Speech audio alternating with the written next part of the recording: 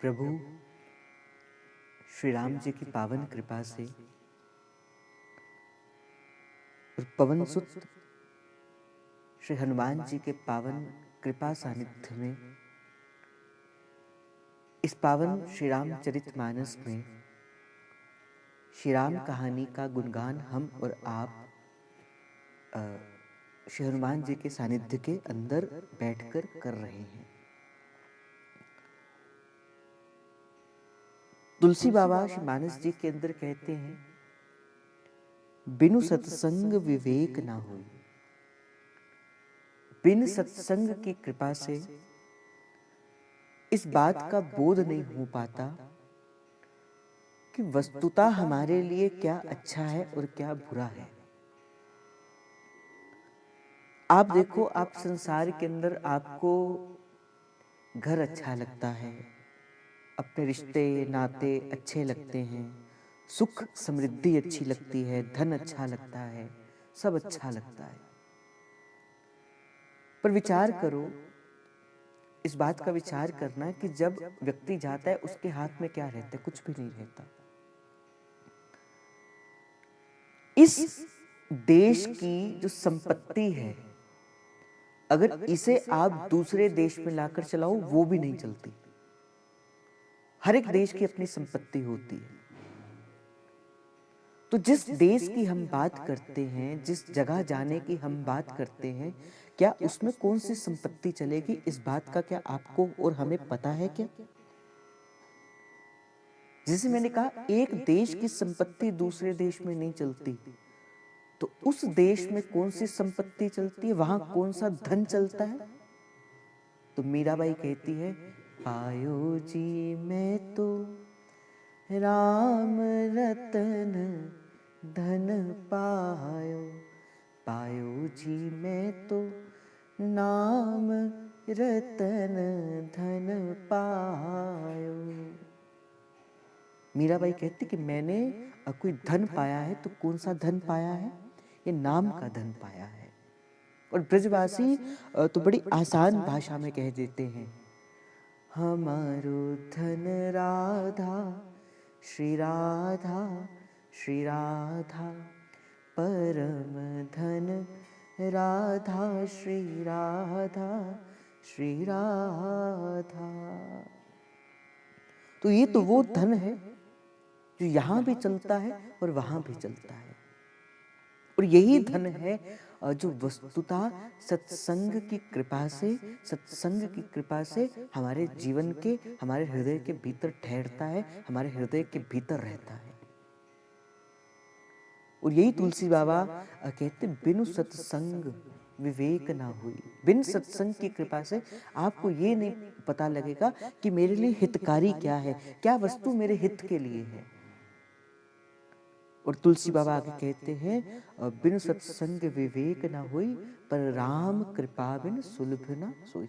बिन प्रभु की कृपा से, बिन इष्ट की कृपा से, बिन राघवेंद्र सरकार की कृपा से, बिन प्यारी जी की कृपा से संत का संग नहीं मिलता।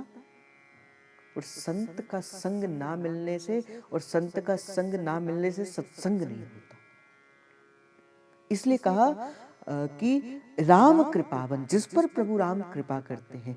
कैसे पता लगे, किस कसौटी पर अगर आप देखोगे कि मेरे जीवन के अंदर प्रभु ने कृपा दी है कि नहीं है? वस्तुतः हम कृपा को समझ नहीं पाते, हम कृपा को दृष्टिगोचर कर नहीं पाते, हम कृपा को देख नहीं पाते।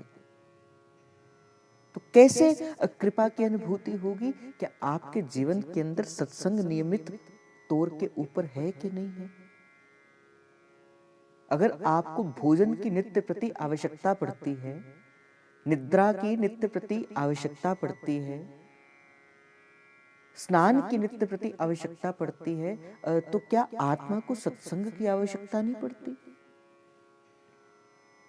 और कल कोई व्यक्ति कह रहे थे, बोले तन को साफ करना हो तो साबुन की आवश्यकता पड़ती है, स्नान की आवश्यकता पड़ती है। तन को साफ करने के लिए स्नान की आवश्यकता होती है, और मन को स्वच्छ करने के लिए, मन को साफ करने के लिए नाम की आवश्यकता होती है। नाम भीतर में धीरे धीरे बैठ के आपके मन के कलुषित भावों को दूर करता है, जो अवांछित चीजें उन्हें दूर कर देता है। तो तन को साफ करने के लिए तो स्नान की आवश्यकता है, किंतु मन को साफ करने के लिए नाम की आवश्यकता है। और जिसे गुरु कृपा कर देते हैं, जिस पर संत सदगुरु कृपा कर देते हैं, उसे ही वस्तुतः ये सत्संग का सुख मिलता है। आपने देखा होगा कि भाई सत्संग के भीतर तो कई लोग जाते हैं। आजकल देखो कई लोग सत्संग के अंदर जाते हैं, पर सत्संग वस्तुतः क्या आपने अपने हृदय के अंदर धारण भी किया है कि नहीं किया है? सत्संग केवल श्रवण का विषय नहीं है, सत्संग तो धारण करने का विषय है। सत्संग तो जो बात बताई जाती है, जो सूत्र बताया जाता है, उसे अपने जीवन में अपनाने का विषय, इसे सत्संग कहा जाता है। तो मैं कह रहा था कि जिसको गुरु की कृपा से, जिसे संत सदगुरु की कृपा से वस्तुतः सत्संग मिलता है, और सत्संग की कृपा से जिसे सत्संग का सुख मिलता है, वो तो ये कहते तात स्वर्ग अपवर्ग सुख धरहु तुला एक अंग, और तूलनता ही सकल मिले जो सुख लव सत्संग। कि कहते कि संसार आदि का जितना भी सुख है, तात स्वर्ग अपवर्ग सुख, अपितु देखा जाए तो कहा स्वर्ग का सुख भी देख लिया जाए। तो अगर बड़ी सुंदर एक तराजू बनाई जाए और समस्त संसार का जितना सुख है, उस तराजू के एक सुख को, समस्त सुखों को तराजू के एक पलड़े पर रख दिया जाए, तो गोस्वामी तुलसीदास जी कहते हैं तात स्वर्ग अपवर्ग सुख धरहु तुला एक अंग पे रख दिया जाए, और तूलनता ही सकल मिले जो सुख लव सत्संग। वो तो सत्संग के एक क्षण के सुख पर निछावर है, सत्संग का पलड़ा फिर भी भारी रहता है। तो जब किसी संत सदगुरु की कृपा होती है, फिर सत्संग की कृपा से सत्संग का सुख मिलना प्रारंभ हो जाता है। अभी श्री जी की कृपा से ये पावन श्री रामचरितमानस की धार जो है वो बह रही है। इसे कहा जाता है धारा, संकीर्तन धारा। और जो इस संकीर्तन धारा में गोते लगाता है, बड़ा सुंदर शब्द है धारा। तो इसको उल्टा करके देखो, उसके जीवन में क्या आता है? राधा। तो संकीर्तन की धारा में बहने पर ही राधा रूपी मंत्र मिलता है। तो यही है जीवन का उद्देश्य, यही है मानुष को तन पाए बजो ब्रजनाथ को। मनुष्य का तन मिला है क्या संसारिक विषय आसक्तियों में रहने के लिए मिला है? नहीं, कदापि नहीं। सत्संग मनुष्य का जीवन मिला, तो महाप्रभु कहते मानुष को तन पाए बजो ब्रजनाथ को। ब्रज के नाथ का अर्थात श्री ठाकुर जी का सतत ध्यान, सतत चिंतन, इसी जीव को करने के लिए ही मनुष्य का तन मिला है। और श्री जी की कृपा से ये पावन रामचरितमानस की ये पावन भाव यज्ञ जो है, ये नाम यज्ञ जो है, प्रभु श्री राम जी के उस दिव्य महल में प्रकट होने के ऊपर इस भाव से यहाँ पे इस भाव की कथा को जो है वो 2 दिन से चल रही है। जैसा आप सभी जानते कि इस समय श्री तुलसी बाबा प्रभु श्री राम जी के अवतार के हेतु कह रहे हैं। इस हेतु पे चलते चलते श्री तुलसी बाबा जी कहते कि एक बार की बात है कि नारद जी को भी, नारद जी के श्राप के कारण भी भगवान को प्रकट होना पड़ा, भगवान का जन्म लेना पड़ा। तो जब ये बात महादेव ने भगवती उमा से कही कि हे उमा, चौथा जो कारण था भगवान के प्रकट का, वो नारद जी का श्राप था। तो मां भगवती कहती है कि ऐसा क्या कर दिया प्रभु ने, ऐसा क्या अपराध प्रभु ने कर दिया कि परम भागवत परम नारद जी को भी प्रभु को श्राप देना पड़ा। तो महादेव कहते कि सुनो उमा, सुनो भगवती, मैं तुम्हें इस कथा को बड़े विस्तार से कहता हूं। एक बार चलते चलते हिमालय के पर्वत के अंदर श्री नारद जी विचरण कर रहे थे, प्रभु के नाम का गुणगान करते करते जा रहे थे। और हर एक स्थान का अपना एक परमाणु होता है, हर एक स्थान की अपनी एक ऊर्जा होती है। और प्रकृति तो सदा प्रभु के समीप लेकर जाती है। आप जब बैठते हो श्री यमुना जी के कूल के अंदर, आपका मन सहज ही भजन करने का करता है। आप जब किसी एकांत स्थान पे, किसी कुंज के, किसी लता के कोने के अंदर बैठते हो, आपका मन प्रभु को पुकारने का करता है। तो प्रकृति तो सदा आपको प्रभु के निकट लेके जाती है। यही नारद जी के संग भी हुआ। चलते चलते पहुंचे कहां पे? हिमालय के ऊपर से गुजर रहे हैं। नारायण नारायण भजमन नारायण नारायण नारायण। तो नारद जी के मन में आया कि क्यों ना भजन किया जाए, क्यों ना प्रभु का स्मरण किया जाए। यद्यपि नारद जी को श्राप मिला हुआ है, दक्ष ने नारद जी को श्राप दिया था कि नारद जी आप कहीं भी एक स्थान पर नहीं बैठ सकोगे, आप चलते जाओगे चलते जाओगे चलते जाओगे। और ये श्राप के पीछे भी एक हेतु था कि भक्त कभी एक स्थान पर नहीं रहेगा। एक बार श्री गुरु नानक देव जी, उनके साथ उनके परम मित्र थे, एक का नाम था बाला, एक का नाम था मर्दाना। तो चलते चलते यात्रा करते करते करते करते एक ग्राम के अंदर पहुंचे और उस ग्राम के अंदर लोग मिले, ऐसे लोग जिसने कभी संत का आदर नहीं किया, जिसने कभी सत्संग नहीं किया। और बिन सत्संग से कौन नाम की महिमा को जान सकता है? बिन सत्संग से कौन संत की महिमा को जान सकता है? सत्संग ही है भाई जो संत के अंदर के भेद को प्रकट कर देते हैं। तो कोई पहचान नहीं पाया नारद जी को। किसी ने भोजन नहीं दिया, किसी ने पीने को जल नहीं दिया। तो नारद जी उन्हें आशीर्वाद देते हैं कि बसते रहो बसते रहो। संग उनके बाला थे, मर्दाना थे। उनको ये बात समझ नहीं आई कि नारद जी ने ये क्यों कहा कि बसते रहो, जबकि इन्होंने तो कोई सेवा नहीं की, कोई साधन नहीं किया, कोई भोजन नहीं दिया, कोई जल नहीं दिया। और भगवान संत भगवान जो हैं वो उनको आशीर्वाद दे रहे हैं कि बसते रहो। फिर चलते चलते एक और ग्राम के अंदर गए। उस ग्राम के अंदर जैसे ही श्री नानक देव जी महाराज गए, उन लोगों ने तो बड़ा आदर किया, उन लोगों ने तो बड़ा उनकी सेवा करी, खाने को सुंदर सुंदर व्यंजन दिए, पीने को सुंदर सुंदर पदार्थ दिए। और जाते जाते श्री गुरु नानक देव जी कहते उजड़ जाओ। अब ये बात बाला और मर्दाना के मन में समझ नहीं आई। तो गुरु नानक देव जी से कहते कि ये आप क्या कर रहे हो? आपने उल्टा आशीर्वाद को दे दिया। जिसने आपका कुछ भी नहीं किया, आप उन्हें कहते हो कि बसते रहो। और जिन्होंने आपका इतना प्रेम किया, इतना सत्कार किया, आपको भोजन दिया, आपको सर्वस्व दिया, और आप उनको कह रहे कि उजड़ जाओ। तो कहते जो अंबुज के पात में पात, पात में पात, और त्यों संतन की बात में बात, बात में बात। गुरु नानक देव जी कहते हैं कि देखो ये असाधु लोग थे, उस ग्राम के लोग असाधु लोग थे। वो संत की महिमा को नहीं जानते थे, वो नास्तिक थे, वो बुरे थे। तो जो बुरे लोग अगर बाहर जाएंगे तो वो बुराई ही फैलाएंगे, वो प्रभु का नाम नहीं बढ़ाएंगे, वो तो बुराई ही फैलाएंगे। इसलिए मैंने उनसे कहा आप बसे रहो, आप उसी स्थान पर रहो। अगर बुराई एक स्थान पे है तो एक स्थान पे ही रहनी चाहिए। तो कहा फिर दूसरे वालों को आपने ये को कहा उजड़ जाओ। बोले वो साधु सेवी थे, वो संत सेवी थे, वो भगवत सेवी थे, वो प्रभु के चरणार अनुरागी थे।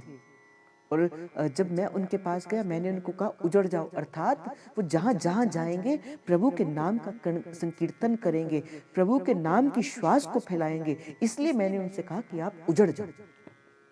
तो इसीलिए लोगों को तो लगा कि नारद जी को तो श्राप मिल गया कि आप चलते रहो, आप कहीं एक स्थान पर नहीं बैठ पाओगे। पर वस्तुतः इसके पीछे भी लीला थी। क्यों? क्योंकि नारद जी परम भागवत हैं। नारद जी तो जिसके जीवन के अंदर आए उसे प्रभु से मिला दिया। चाहे वो ध्रुव थे, चाहे वो प्रहलाद थे, चाहे वो माता उमा भवानी थी,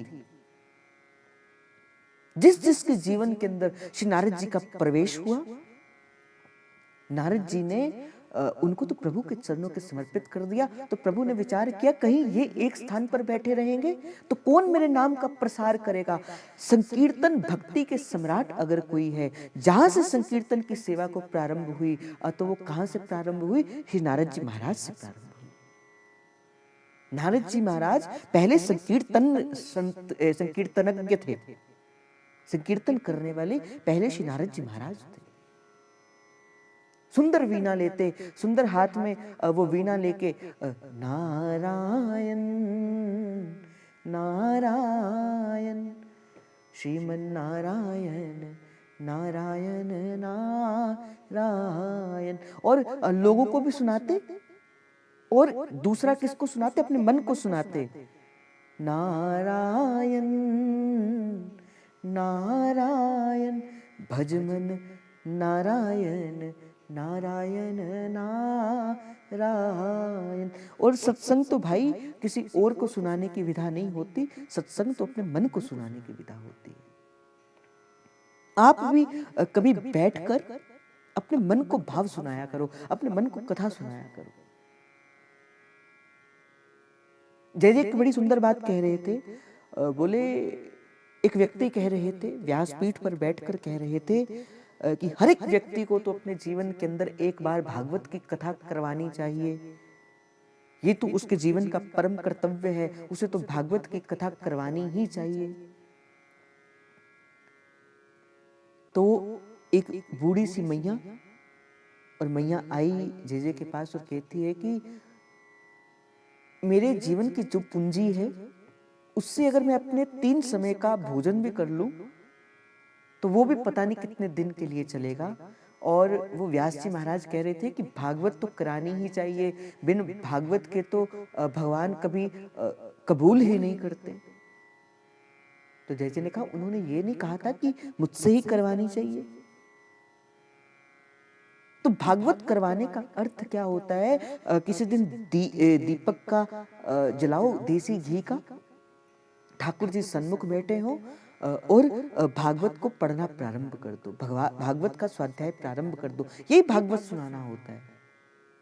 किसी को सुनाने से प्रभु नहीं आते, अपने मन को सुनाने से प्रभु आते। यही नारद जी कहते थे, भज मन नारायण नारायण नारायण, अपने मन को सुनाते हैं।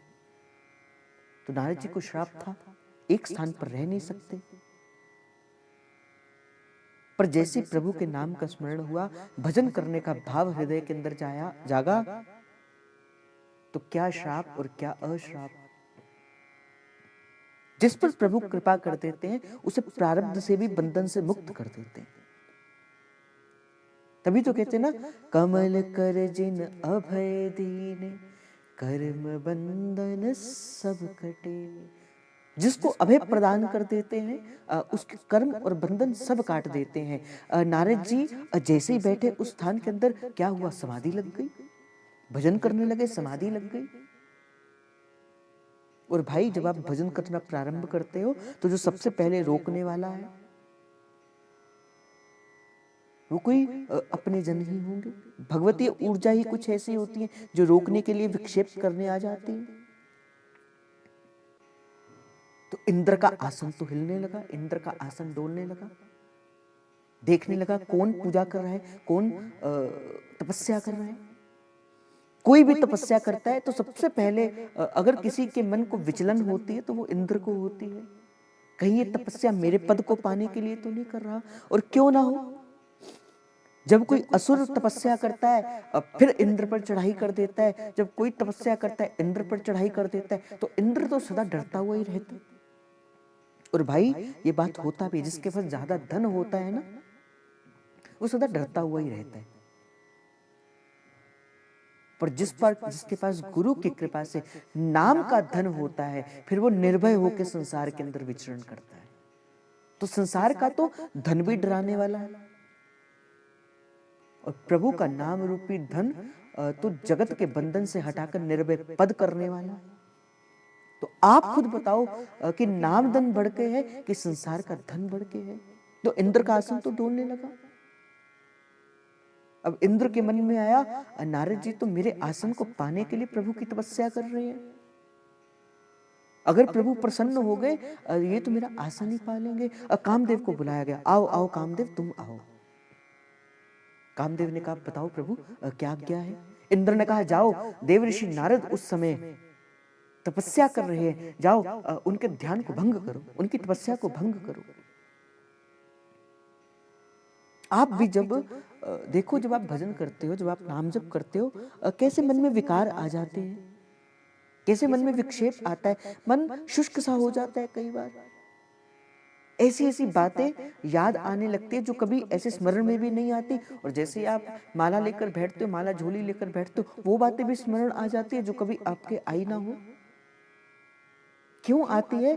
क्योंकि कुछ लोग विक्षेप डालते हैं। कैसे बाहर निकलना है? नाम का सतत ध्यान से बाहर निकलना है, सतत प्रभु के नाम का स्मरण करते रहना, सतत प्रभु का नाम संकीर्तन करते रहना है। जो कृपा अपने साधन से दूर नहीं होगी, वो प्रभु का नाम लेने से दूर हो जाएगी। नारद जी बैठे रहे, कामदेव रंभा आदि के साथ, रति आदि के साथ वहां पे प्रकट हो गए। एक तीर चलाया, बसंत ऋतु का आगमन कर दिया, और बसंत की ऋतु में तो सुंदर सुंदर फूल, सुंदर सुंदर नदियां बहने लगी। इत्र की सुगंध से वो सारा हिमालय पर्वत जो था वो तो महकने लगा। अब क्या किया? रंभा आदि, रति आदि जो स्त्रियां थी, जो नारियां थी, वो वहां पे नृत्य करने लग पड़ी। अब कामदेव ने बाणों को छेड़ना, मारना शुरू कर दिया। मारते गए, मारते गए, मारते गए, किंतु नारद जी ने नाम का आश्रय लेके रखा था। जैसे नाम को छोड़ते हो कोई और चीज आ जाती है, तो नाम का आश्रय लेके रखा। जपते रहे नाम, जपते रहे, जपते रहे। तो क्या हुआ? काम भी थक गया, काम भी हार गया, और चरणों में स्वीकृति को स्वीकार कर लिया। चरणों पे पड़े, नारद जी महाराज के चरणों पे पड़े। जैसे ही चरणों पे पड़े, अब नारद जी की थोड़ी सी झांक खुली, अब ध्यान खुला। पूछा, देखा कौन? तो देखा तो कामदेव चरणों पे बैठा हुआ था। रंभा आदि, रति आदि जितनी उनकी रानियां थी, वो भी संग हाथ जोड़कर श्री देव ऋषि नारद के सामने बैठी हुई थी। कहो कामदेव कैसे आना हुआ? सारी बात बता दी कि प्रभु आप तपस्या के अंदर बैठे थे, तो नारद इंद्र ने मुझे भेज दिया। और जैसी ये बात और कामदेव ने कही कि मैं तो आपको हरा ना सका, मैं तो आपको डिगा ना सका, मैं तो आपके मन को विचलित ना कर सका, तो क्या हुआ? इस बात का छोटा सा अभिमान श्री नारद जी के हृदय में प्रवेश कर गया। तभी तो कहते लोक बड़ाई दे दे हाकत। आपकी थोड़ी सी बड़ाई कर देना, हमें लगता है कि हम जैसे कोई व्यक्ति है ही नहीं। और इसी स्थान पे आपको सबसे ज्यादा संभलने की आवश्यकता होती है। तभी तो संत कहते निंदक न्यारे राखिए, आंगन कुटी चुनाए। निंदक न्यारे राखिए।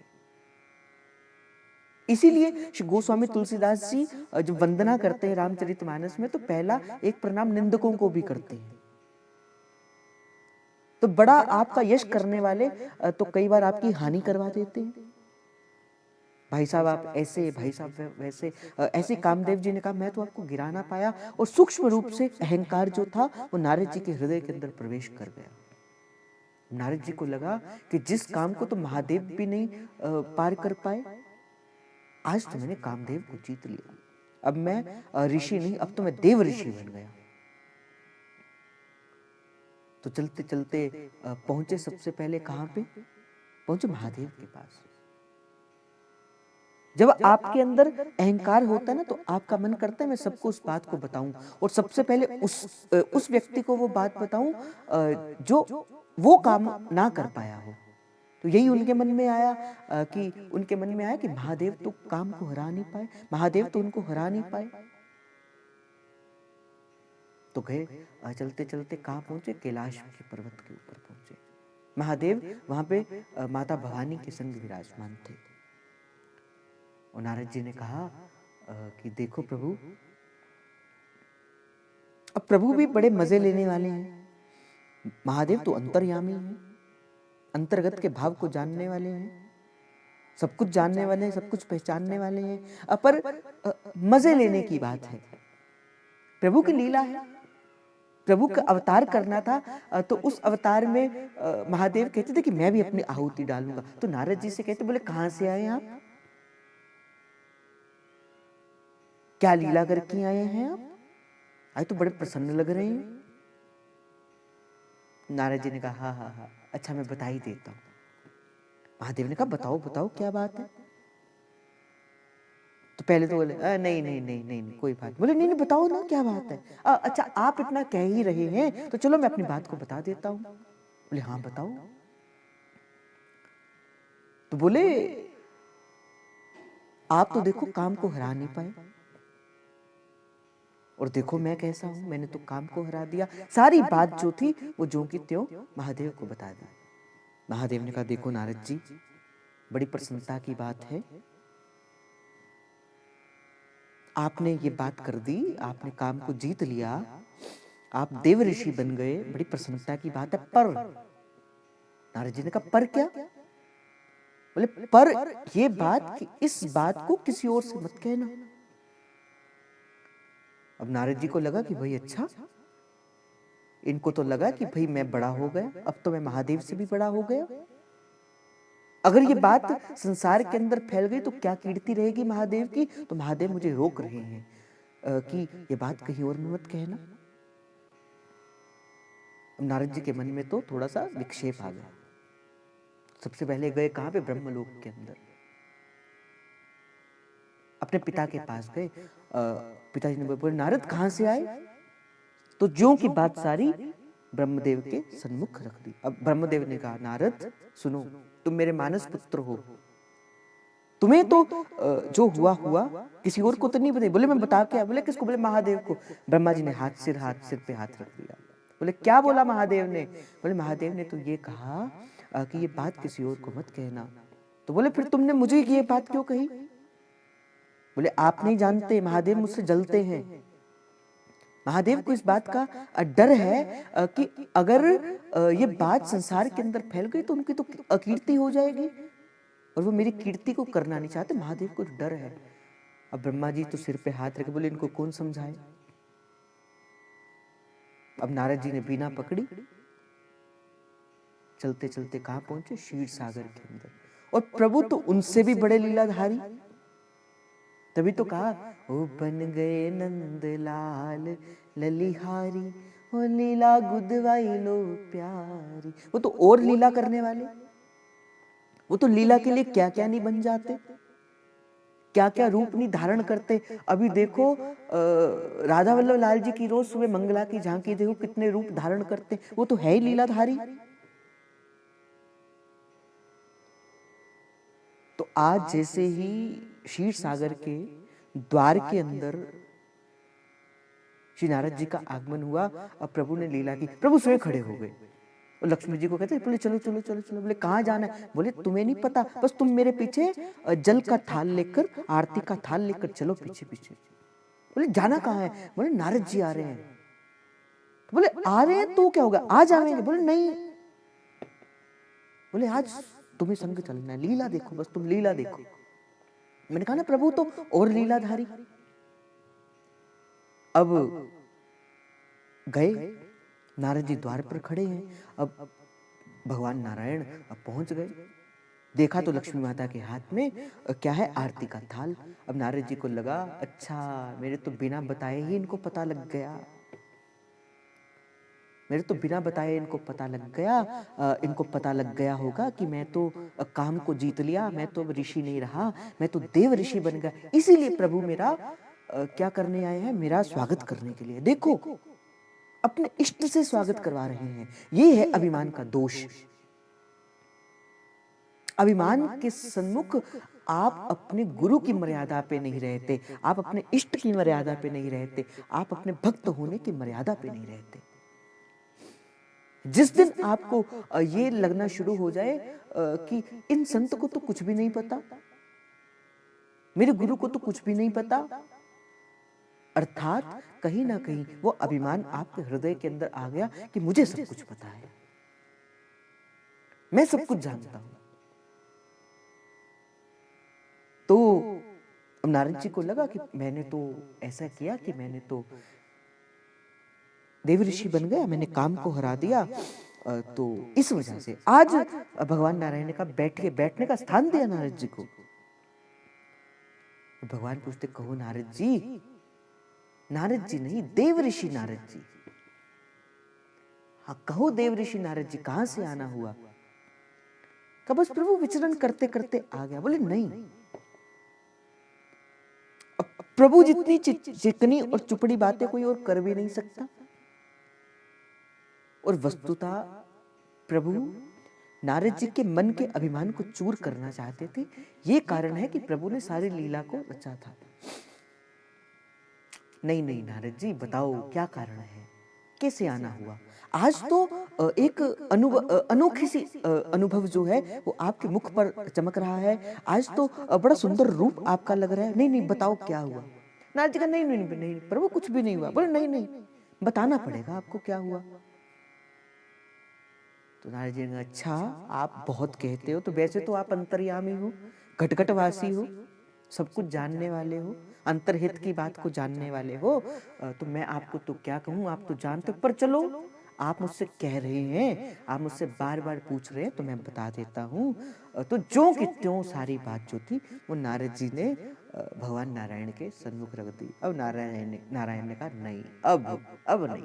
इसीलिए कहते हैं कि भाई गुरु भी आपसे पूछे ना कि आपको क्या अनुभूति हुई है, तब भी अपने मन के भाव नहीं बताने चाहिए। क्यों? क्योंकि अगर वो गुरु होगा वो तो जानता होगा, वो गुरु होगा तो वो जानता होगा।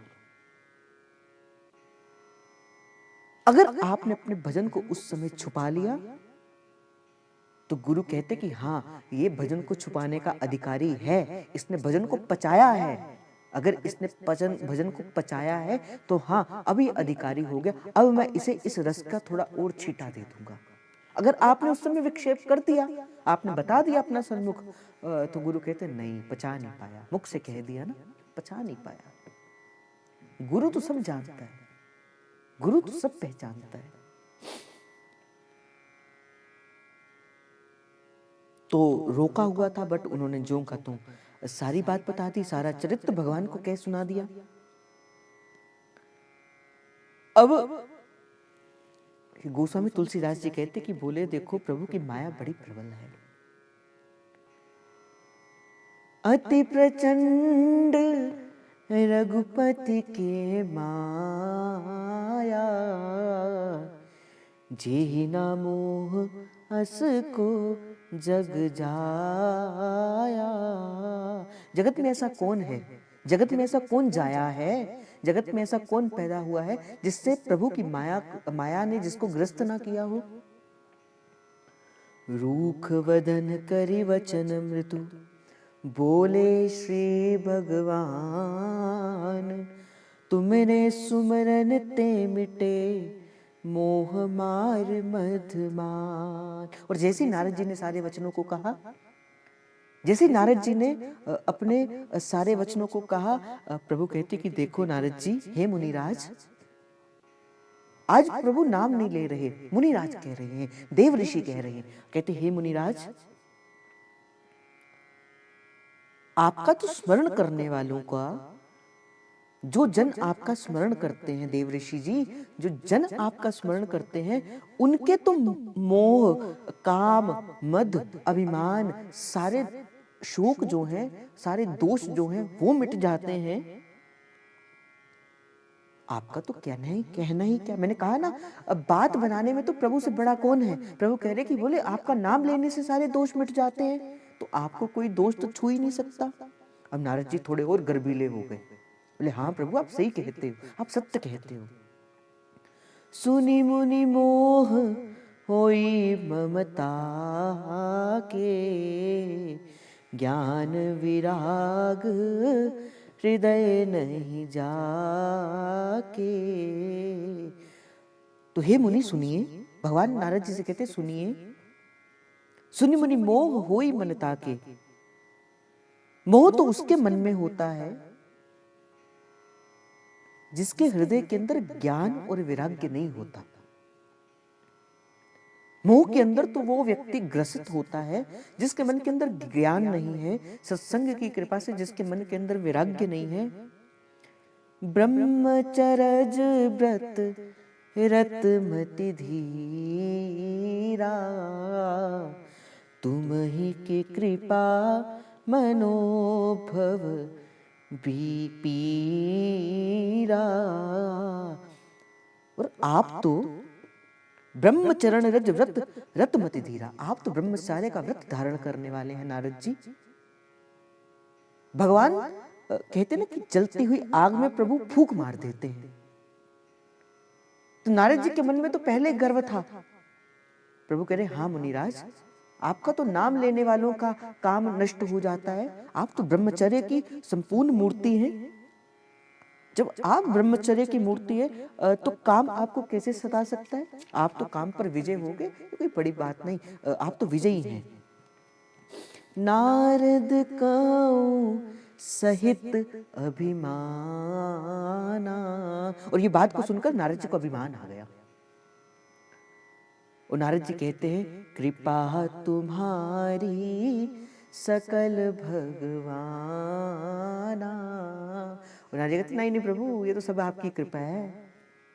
हम भी तो ऐसे ही कहते हैं। आप कहते नहीं नहीं नहीं नहीं, आप तो बहुत अच्छा कहते हो, आप तो बहुत अच्छा, मन में देखो लड्डू फूट रहा होता है। वो नहीं नहीं नहीं महाराज आपकी कृपा है, महाराज आपकी कृपा है। नारद कहे सहित अभिमाना। तो गोस्वामी तुलसीदास जी कहते नारद जी के मन में अभिमान आ गया और अभिमान से कहते हैं कृपा तुम्हारी सकल भगवान। बोले प्रभु आपकी कृपा से है। करुणा निधि मम दीख विचारी,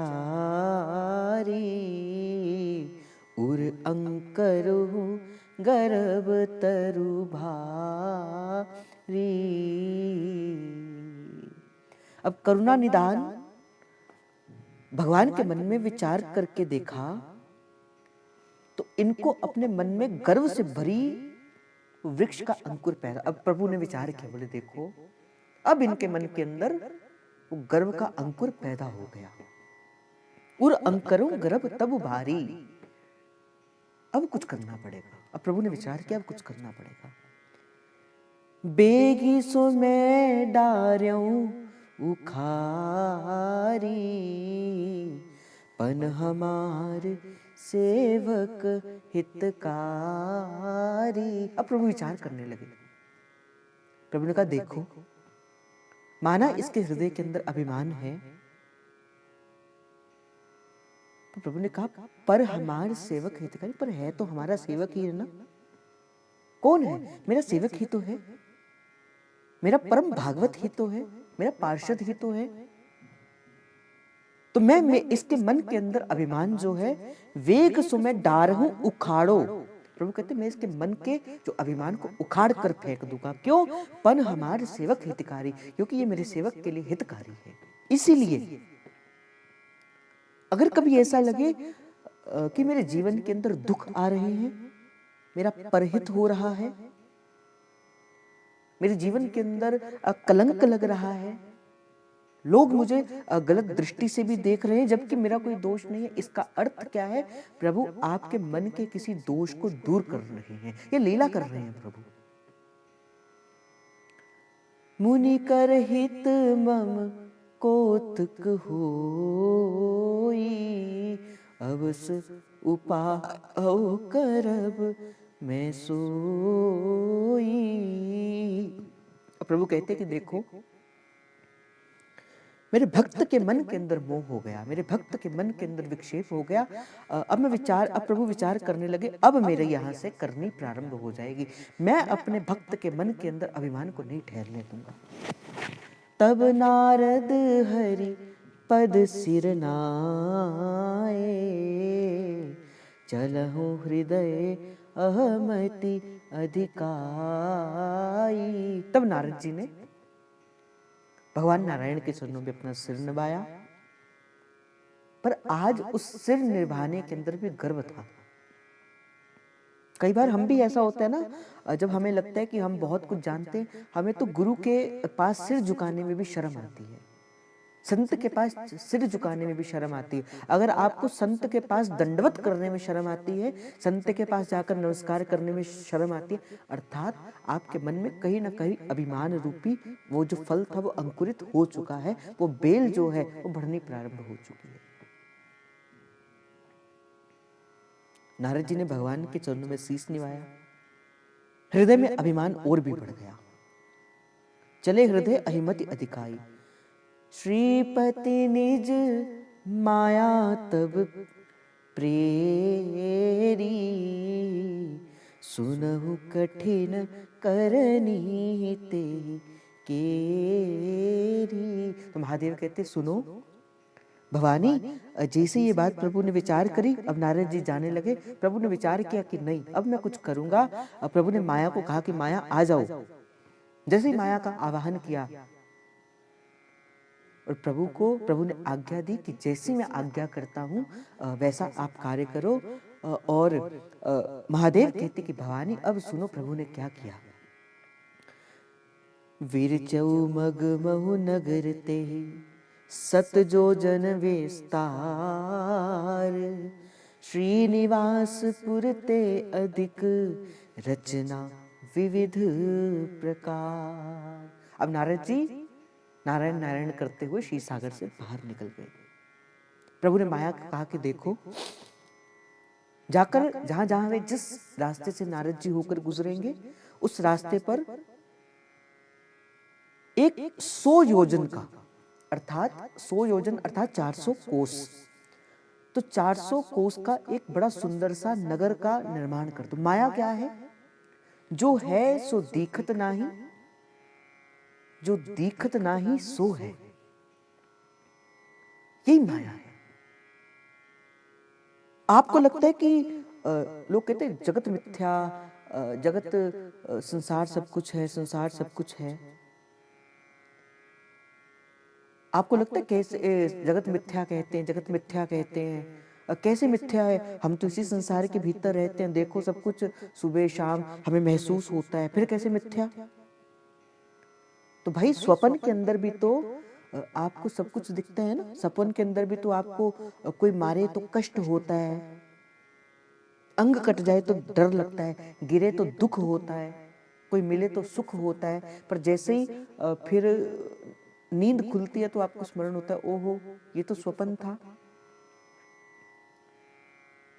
आपको लगता है कि संसार के अंदर सब कुछ हो रहा है। किसी ब्रह्मज्ञानी मनुष्य से पूछो, किसी ब्रह्मज्ञानी संत से पूछो, वो हंसता है आपके ऊपर। भाई ये संसार को सत्य मानना है। इसे तो माया ने अपने प्रबल वेश के अंदर, पाश के अंदर बांध के रखा हुआ। तो जो है सो दिखत नाही, जो दिखत नाही सो है। घट घट मेरा साइया पर खाली घट ना कोई, और भलिहारी उस घट जिस घट पर घट हो। प्रभु तो है पर दिखते नहीं। माया से कहा कि जाकर 100 योजन का आप क्या करो, एक नगर को तैयार कर दो। विरचौ मग महु नगर ते ही सत जोजन विस्तार, एक 100 योजन का नगर का विस्तार कर दो। और उस नगर का नाम क्या होगा?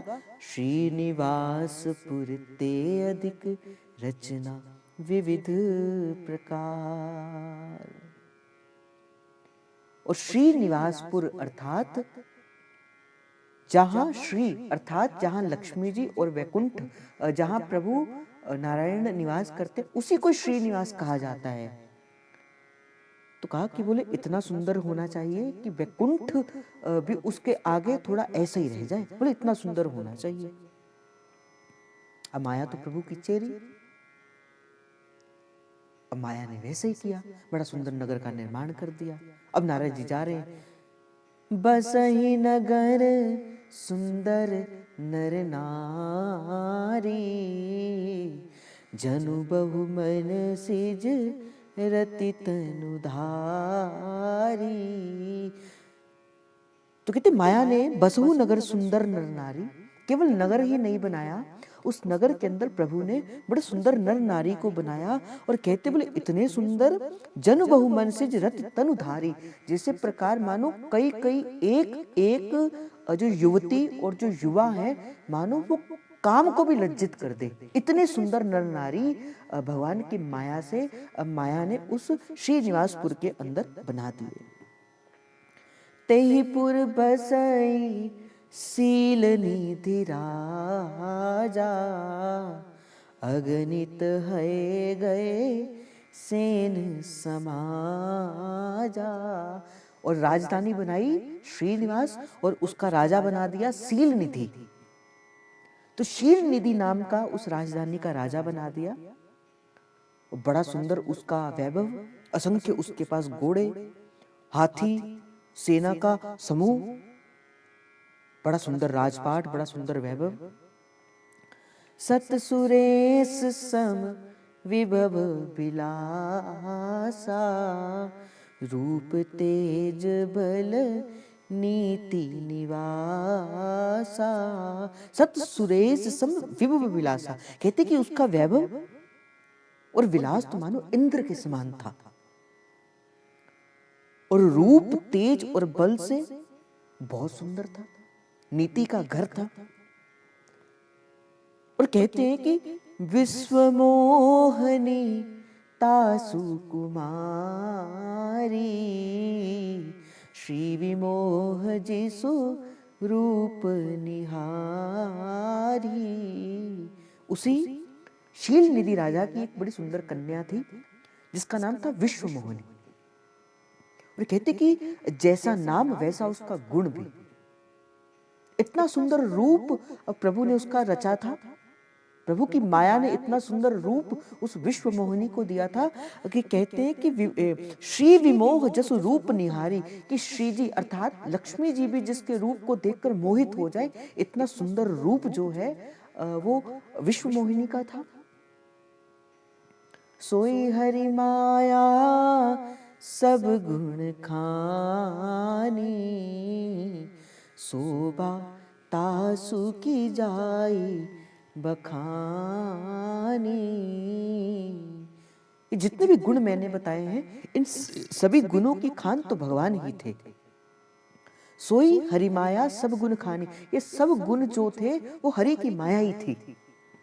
वो 100 योजन का नगर, उसमें शील निधि राजा, उसमें विश्व मोहिनी नाम की कन्या, हाथी घोड़े रथ सेना, सब ये प्रभु की माया थी। और उसकी शोभा का वर्णन किस प्रकार किया जा सके? करहि स्वयंवर सो नृप बाला, आहत है अगणित महिपाला। तो नारद जी चलते चलते देख रहे हैं, आकाश मार्ग से जा रहे हैं, बड़ा सुंदर नगर देखा। जब नगर को देखा तो भीतर उतरने की इच्छा हुई, तो भीतर उतरे तो देखते हैं कि विश्व मोहिनी के रूप को देखा। अंदर गए, जब राजमहल के अंदर प्रवेश किया तो पता लगा कि इस समय विश्व मोहिनी का स्वयंवर हो रहा है और बड़े बड़े राजा महाराजा जो है उस स्वयंवर के अंदर आमंत्रित है। करहु स्वयंवर सो नृपबाला, आई तह अगणित महिपाला। मुनि को तुक नगर ते ही गयऊ, पुरबासी सब पूछित भयऊ। अब महर्षि नारद, खिलवाड़ी मुनि नारद जी उस नगर के भीतर गए, नगरवासियों से पूछा कौन है ये कन्या? सुनी सब चरित भूप गृह आए, करी पूजा नृप मुनि बैठाए। तो नगरवासियों ने कहा कि ये यहाँ के राजा है, ये विश्व मोहिनी उनकी जो है वो पुत्री है, और पुत्री के लिए ही ये स्वयंवर जो है वो रचा गया है। पुत्री जिसके गले के अंदर वर डाल देगी उसे ही जो है वो पुत्री के साथ उसका विवाह हो जाएगा। जब ये बात श्री नारद जी ने सुनी, नारद जी तो राजा के महल के अंदर चले गए और बड़ा सुंदर, जैसे ही वो शील निधि राजा ने महर्षि नारद को आते देखा, बड़ा सुंदर आसन करी पूजा नृप पुनि मुनि बिठाए, पूजा करी और उनको सुंदर आसन को देकर उनको विराजमान कर दिया। आई दिखाई नारद भूपति राज कुमार, कहु नाथ गुण दोष सब यही के हृदय विचार। राजा ने कहा, राजकुमारी को लाकर श्री नारद जी को दिखाया। राजा ने विश्व मोहिनी से कहा कि आप आओ। आन दिखाई नारद ही भूपति राजकुमार। भूपति अर्थात राजा ने श्री नारद जी को विश्व मोहिनी को दिखाया और कहा, हे नाथ, कहूं नाथ गुण दोष सब एक के हृदय विचार। आप विचार करके कहिए कि सब गुण और दोष जो है वो मेरी पुत्री के कह दीजिए, इसका विवाह होगा कि नहीं होगा। देखी रूप मुनि विरति विसारी, बड़ी ही बार लगी रहे निहारी। और जैसे ही वो कन्या महर्षि नारद के सन्मुख आई तो नारद जी तो अपना संपूर्ण वैराग्य भूल गए। देख रूप मुनि विरति विसारी, अपना वैराग्य विसार दिया और बड़ी देर तक उस विश्व मोहिनी के रूप को देखते रह गए। लक्षण तासु विलोक भुलाने, हृदय हर्ष नहीं प्रगट बखाने। यहाँ तो राजा ने कहा था कि आप इसके गुण और दोष बताइए, आप इसके लक्षण बताइए। और कहते कि जैसे ही नारद जी ने उसको देखा, वो तो अपने लक्षण भी भूल गए। मैं कौन हूं, मैं देव ऋषि हूं, मैं कुछ कौन हूं, मैं ऋषि हूं, सब भूल गए। अब प्रकट रूप में उन लक्षणों को नहीं कहा। सो एहि वरई अमर सोई होई, समर भूमि ते ही जीत न कोई। अब लक्षणों को सोचकर बोले, बड़ी सुंदर कन्या है। अब नारद जी विचार करने लगे, बोले बोले जो इसे ब्याहेगा, बोले जिसके साथ इसका ब्याह होगा वो तो अमर हो जाएगा। रणभूमि में तो उसे कोई जीत भी नहीं पाएगा। बोले इतनी सुंदर कन्या। से वही सकल चराचर ताही, भरहु शील निधि कन्या जाही। तो कहा, ये शील निधि की कन्या जिसको वरेगी, उच्चर अचर जीव सारे ही उसकी सेवा करेंगे। बोले इतनी सुंदर कन्या को ब्याह के लेके आया है। लक्षण सब विचार उर राखे, अपने हृदय पे सारे लक्षणों का विचार कर लिया नारद जी ने। कछुक बनाई भूप सन भाषे। नारद जी ने विचार किया कि अगर ये बात मैं शील निधि राजा के सन्मुख रख दूंगा कि जो इसका वर्ण करेगा वो तो जगत के अंदर जीत जाएगा, तो इसके पीछे तो कई लोग हाथ धोकर पड़ जाएंगे। और मैं तो चाहता हूं कि मैं इससे विवाह करूं। तो कुछ ऐसे मन से कोई बातें बनाई और राजा को कह दी। सुता सुलक्षण कहीं नृप पाही, नारद चले सोच मन माही। अब राजा की लड़की ने सुलक्षण कहकर अब नारद जी वहां से चल पड़े और मन ही मन चिंता थी। करो जाई सोई जतन विचारी, जय प्रकार मोहि बरे कुमारी।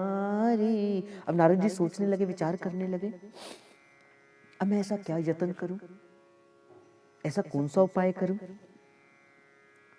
कि ये कन्या मुझे वर ले। करो जाई सोई जतन विचारी, ऐसा विचार करने लगे, मैं ऐसा कौन सा जतन करूं, ऐसा कौन सा कार्य करूं जही प्रकार मोहि बसे बरे कुमारी, जिस प्रकार ये मेरा वर्ण कर ले। जप तप कछु ना होई ते ही काला, ए विधि मिलहु कवन विधि बाला। तो नारद जी के मन में आया जब तप करूं, तो नारद जी कहते ना ना ना, जब तप करने बैठा तो पता नहीं कितने काल बीत जाएंगे, जब करने बैठूंगा तो समय बीत जाएगा, तो ये कन्या तो उस समय तक किसी और को वर लेगी, तो हे विधाता ये कन्या किस प्रकार मुझे मिलेगी। यही अवसर चाहे पर शोभा रूप विशाल, जो विलोक रीझे कुरी तब मेले जयमाल। तो इस समय तो बड़ी भारी शोभा विशाल रूप चाहिए।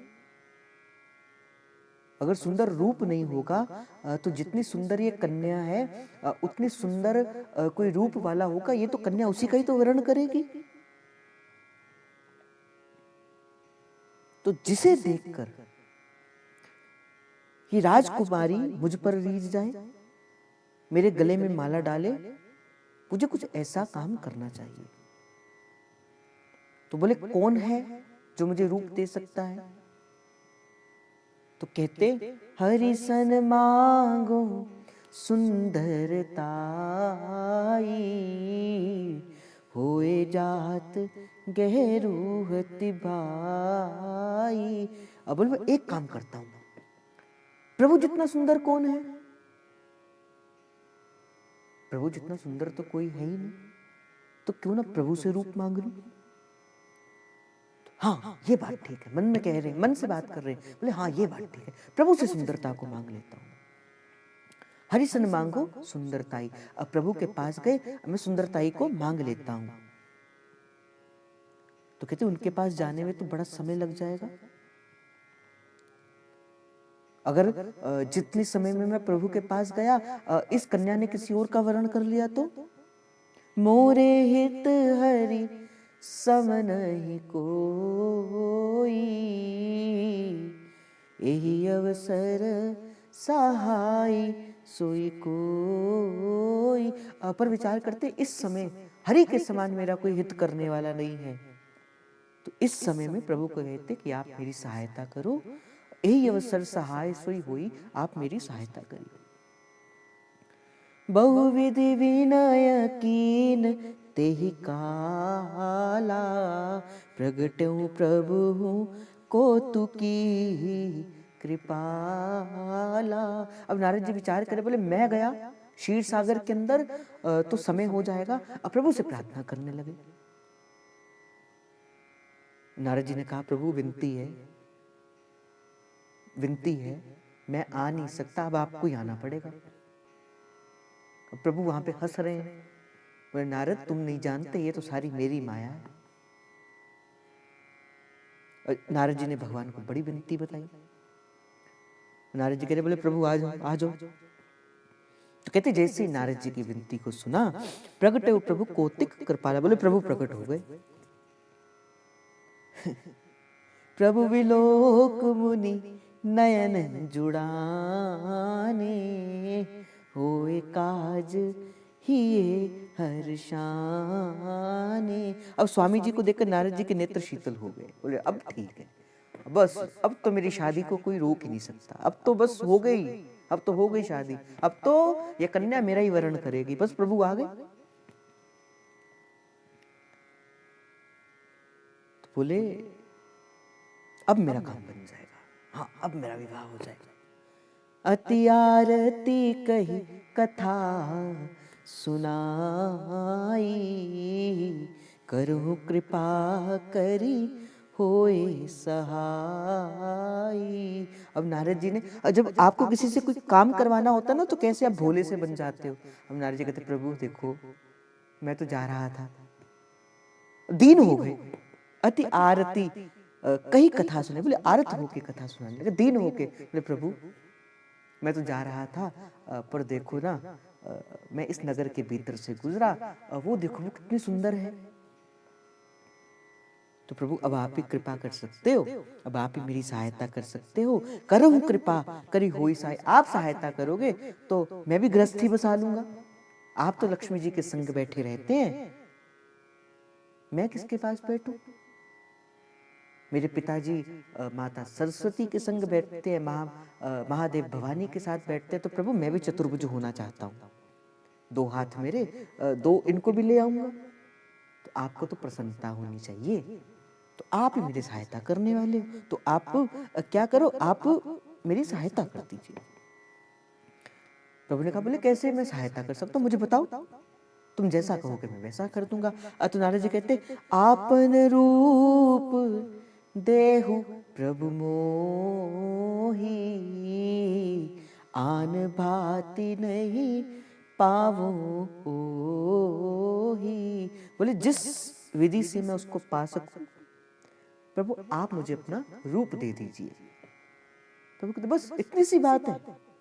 बोले हाँ बस इतनी सी बात है। उन्होंने कहा चलो ठीक है। जेहि विधिनाथ होए हित मोरा, करहु सुबेगी दास में तोरा। ये पंक्ति चलो अभी तो प्रसंग चल रहा है, परंतु ये पंक्ति एक मंत्र है, एक सूत्र है। प्रभु से कभी नहीं कहना प्रभु मुझे ये वस्तु चाहिए, प्रभु मुझे ये वस्तु चाहिए। प्रभु से क्या कहना, जे विधिनाथ होए हित मोरा, करहु सुबेगी दास में तोरा। अब प्रभु के सन्मुख जाते हो, प्रभु से कहते प्रभु मुझे ये दे दो, प्रभु मुझे ये दे दो, नहीं प्रभु जिस बात में मेरा हित है। नारद जी के मुख से भी यही निकला कि प्रभु जिस बात में मेरा हित है, और हित क्या था, प्रभु का भजन करने में तो नारद जी का हित था। तो हे नाथ जिससे मेरा हित हो। अब नारद जी को लगा कि मेरा हित तो इस कन्या के विवाह के ऊपर है। आपको भी कई बार लगता है ये वस्तु मुझे मिल जाएगी तो मेरा हित होगा, ये कन्या ये वर मुझे मिल जाएगा मेरा हित होगा, ये वस्तु मुझे मिल जाएगी मेरा हित होगा, ये घर, ये धन, ये वस्तु, ये संपत्ति, ये मान, ये प्रतिष्ठा, ये यौवन, ये मुझे हित होगा। प्रभु कहते हैं कि तू नहीं जानता, ये तेरे हित का नहीं है। तो क्या बोले, जेहि विधिनाथ होए हित मोरा, बोले जिसमें मेरा हित हो। तो प्रभु आप वो करिए, पर कहते हैं आप शीघ्र कीजिए, शीघ्र। प्रभु कहते देखो इसको तो एक पल का भी चैन नहीं है, मुझसे कह रहे बोले जल्दी करो, बोले जल्दी करो, आप जो कर रहे हो वो जल्दी करो। उन्होंने कहा अच्छा ठीक है। निज माया बल देख विशाला, हस भोले दीन दयाला। अब माया को विशाल किया प्रभु ने, और प्रभु हंसते हंसते बोले इसको तो मैं अब बताऊंगा इसका कैसे हित होगा। तो हंसते हंसते ही हंसी बोले दीन दयाला। तो हंसते हंसते प्रभु चले गए। जेहि विधि होए, जेहि विधि होए परम हित, नारद सुनहु तुम्हार, सोई हम करब न आन कछु, वचन न मृषा हमार। हे नारद सुनो, जिस प्रकार आपका परम हित होगा हम वही करेंगे। प्रभु की बात बड़ी गूढ़तम होती है, नहीं समझ पाते कई बार जन प्रभु की भी बात को। तो कहते नारद जी देखो जिसमें तुम्हारा हित होगा मैं वही करूंगा, हम वही करेंगे, दूसरा कुछ नहीं करेंगे। और ये हमारा वचन है, सोई हम करब न आन कछु, वचन मृषा हमार। और हमारा वचन जो है वो कभी असत्य नहीं होता। नारद जी मैं आपका हित ही करूंगा, मैं तो आपके हित के लिए यहाँ पे आया हूं। बोले हाँ। अब नारद जी को लगा बस अब तो मेरा विवाह पक्का ही पक्का, बस अभी 7 फेरे लेके जय श्री राम करेंगे। कुपथ माग रुज व्याकुल रोगी, वेद न देहु सुनऊ मुनि जोगी। तो कहते हे योगी मुनि सुनिए, रोग से व्याकुल रोगी कुपथ्य मांगे तो वैद्य उसे नहीं देता। जैसे कोई रोगी हो, किसी को शुगर हो, अब वो मुझे बोले कि भाई चीनी दे दो, चीनी दे दो, मीठा दे दो, मीठा दे दो, जितना मर्जी बोले, तो क्या डॉक्टर उसको देता है क्या? बोले नहीं देता, क्योंकि डॉक्टर जानता है। तो आप जितना मर्जी प्रभु से मांगते रहो, प्रभु धन दे दो, प्रभु तन दे दो, प्रभु मन दे दो, प्रभु ये दे दो, प्रभु वो दे दो। प्रभु कहते मैं जानता हूं तुम्हें क्या चाहिए। कुपथ माग रज व्याकुल रोगी, रोगी व्याकुल हो तब भी उसे वैद्य जो है, वैद्य न दे सुनऊ मुनि जोगी, वैद्य नहीं देता।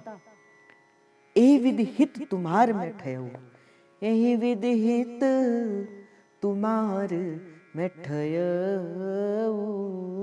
कहियस अंतर हित प्रभु भयउ। हे योगी मुनि सुनियो, इस प्रकार अब मैंने भी तुम्हारा हित करने की ठान ली है। भक्त के लिए तो प्रभु सदा हठी बन जाते हैं, और प्रभु तो लीलाधारी है। भक्त से ही प्रभु अपने लीला का विस्तार करते हैं।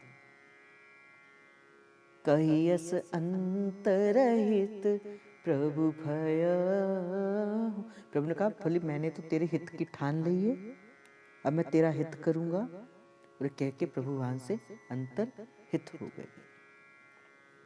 समय हो गया है, अगर मुझे आप 5 मिनट का समय दो तो मैं आगे जो है वो कर दूं। माया विवश भय मुनि मूढ़ा, समझी नहीं हरि गिरा निगूढ़ा। अब प्रभु की माया ने तो नारद जी को वशीभूत कर दिया। अब नारद जी मूढ़ हो गए। भगवान की वाणी को समझना, भगवान ने तो स्पष्ट स्पष्ट कह दिया। बोले देखो जिसमें आपका हित होगा मैं वही करूंगा। ये नहीं कहा कि मैं ये कर दूंगा, मैं वो कर दूंगा। नारद जिसमें तुम्हारा हित होगा मैं वही करूंगा। नारद जी को तो लगा मेरा तो विवाह होने वाला है, अब प्रभु की वाणी को समझ नहीं पाए। गवने तुरत तहारी शिराई, जहां स्वयंवर भूमि बना। और प्रभु ने रूप दिया, नारद जी ने रूप लिया, और नारद जी तो गर्व से फूल गए, अब तो मुझे नारायण का रूप मिल गया। और कहते चले गए वहां पे जहां पे स्वयंवर का राजा ने रचा था। निज निज आसन बैठे राजा, बहु बनाव करी सहित समाजा। बोल जितने भी राजा लोग उस समय विराजमान थे, जितने राजा लोग उस समय उस सुंदर उस स्थान पर विराजमान थे, स्वयंवर भूमि के अंदर, वो अपने आसन पर विराजमान थे। अब नारद जी मुनि मन हर्ष रूप अति मोह। अब नारद जी मन ही मन हर्ष रहे हैं। बोले मेरे जैसा रूप इनका तो है ही नहीं, और जैसा मेरा रूप मुझे तो नारायण ने रूप दिया। बोले तो पागल है, स्वयंवर रचने। बोले भाग जाओ यहां से। बोले शादी तो मेरी होगी। मोहित जियानहु परनी न भू। वो तो भूल कर भी किसी और को नहीं वरेगी। अब मुनि हित कारण कृपा निदाना, दीन करूपना जाहि बखाना। कृपा निधान प्रभु ने मुनि का हित जानकर, मुनि हित कारण कृपा निधाना, मुनि का हित जानकर, श्री नारद जी का हित जानकर प्रभु ने दीन करूप न जाई बखाना, इतना करूप रूप दे दिया। बोले इतना कुरूप प्रभु ने नारद जी को बना दिया, बोले उसका तो वर्णन ही नहीं किया जा सकता। जो चरित लखी काहू न पावा, नारद जानी सब ही सिरनावा। अब ये चरित्र तो कोई और जान ना सका, सबने यही सुना, माना कि ये नारद जी है, तो सभी ने उनको प्रणाम किया। रहे तहां दुई रुद्रगण, ते जाने सब वे, विप्रवेश देखत फिरही, परम कौतुक तो। अब वहां पे भगवान शंकर के दो गण थे, और बार बार ना नारद जी को कह रहे, ओए इधर आओ, इधर आओ, इधर आओ। नारद जी कह रहे, पागल हो क्या? वो मैं क्यों तुम्हारे पास आऊं? वो सारा भेद जानते थे, और कोई भेद नहीं जानते थे।